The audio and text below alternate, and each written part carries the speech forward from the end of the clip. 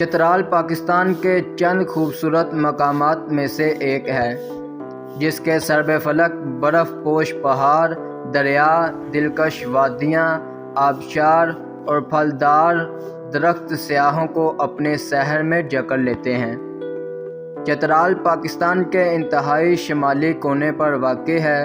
یہ ضلع ترچمیر کے دامن میں اپنے تمام تر فطری حسن کے ساتھ ہے، جو سلسلہ کوہ ہندوکش کی بلند ترین چوٹی ہے، جو اسے وسط ایشیائی کے ممالک سے جدا کرتی ہے۔ ریاست کے اس حصے کو بعد میں ضلع کا درجہ دیا گیا اور صوبہ خیبر پختونخوا کے مالاکنڈ ڈویژن سے منسلک کیا گیا۔ رقبے کے لحاظ سے یہ صوبہ سب سے بڑا ضلع ہے۔ اپنے منفرد جغرافیائی محل وقوع کی وجہ سے اس ضلع کا رابطہ ملک کے دیگر علاقوں سے تقریباً 5 مہینے تک منقطع رہتا ہے۔ اپنی مخصوص پرکشش ثقافت اور پراسرار ماضی کے حوالے سے چترال کی جداگانہ حیثیت نے سیاحت کے نقطہ نظر سے بھی کافی اہمیت اختیار کر لی۔ موجودہ دور میں وسط ایشیائی مسلم ملکوں کی آزادی نے اس کی اہمیت کو کافی اجاگر کیا۔ چترال جانے کے 2 طریقے ہیں، فضائی اور زمینی۔ اسلام آباد اور چترال کے درمیان ہفتے میں 2 دن جمعہ اور اتوار کو قومی ایئر لائن PIA کی پروازیں چلتی ہیں۔ اس طرح پشاور سے بھی جمعہ اور اتوار کو چترال پروازیں چلتی ہیں۔ اس کے علاوہ سڑک کے راستے بھی سیاح اور مقامی لوگ چترال جاتے ہیں۔ اسلام آباد سے چترال کا فاصلہ 437 کلومیٹر ہے اور 5.5 گھنٹے لگتے ہیں۔ اسلام آباد سے چترال کا راستہ 5.5 گھنٹے کا ہے۔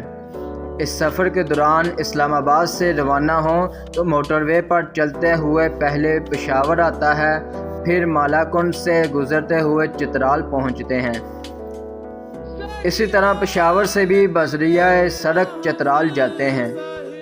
اسلام آباد کے مقابلے میں پشاور سے چترال کا سفر آسان ہے۔ پشاور سے آگے بڑھتے ہی دلفریب مناظر شروع ہو جاتے ہیں۔ مالاکنڈ سے آگے بڑھتے ہی دریائے چترال اپنی تمام دلفریب رعنائیوں کے ساتھ سیاحوں کو لبھانا شروع کر دیتا ہے اور لوگ اپنے موبائلوں سے اس کی فوٹوز اور ویڈیوز بنانا شروع کر دیتے ہیں۔ دیر سے آگے بڑھیں تو لواری سرنگ سیاحوں کو اپنے شہر میں جکڑ لیتی ہے۔ یہ سرنگ دیر اور چترال کے درمیان کوہ ہندوکش میں درہ لواری میں واقع ہے۔ یہ سرنگ 26 ارب 95 کروڑ روپے کی لاگت سے جون 2017 میں مکمل ہوئی۔ اس کی لمبائی 10 کلومیٹر سے کچھ زائد ہے۔ اس کی وجہ سے پشاور اور چترال کا فاصلہ 14 گھنٹے سے کم ہو کر 7 گھنٹے رہ گیا ہے۔ سردیوں کے موسم میں یہ سرنگ بند رہتی ہے۔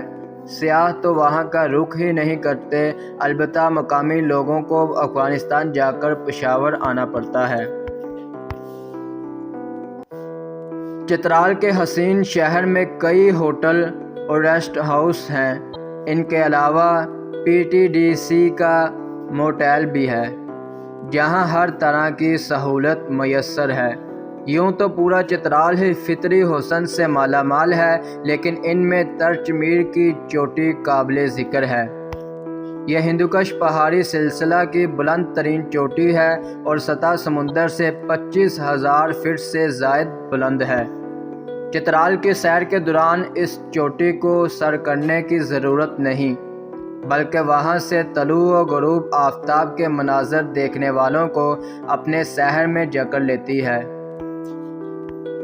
ہر علاقے کی منفرد ثقافت اور تاریخ ہوتی ہے اور اسے مختلف صورتوں میں محفوظ کیا جاتا ہے۔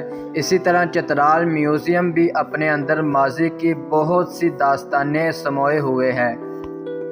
اسے 8 جولائی 2010 کو تعمیر کیا گیا اور اس کے قیام کا بنیادی مقصد سیاحوں کو علاقے کی ثقافتی ورثے سے روشناس کرانا تھا۔ علاقے کی شاہی مسجد فن تعمیر کا ایک شاہکار ہے۔ اس علاقے کے حکمران شجاع الملک نے 1924 میں تعمیر کرایا تھا۔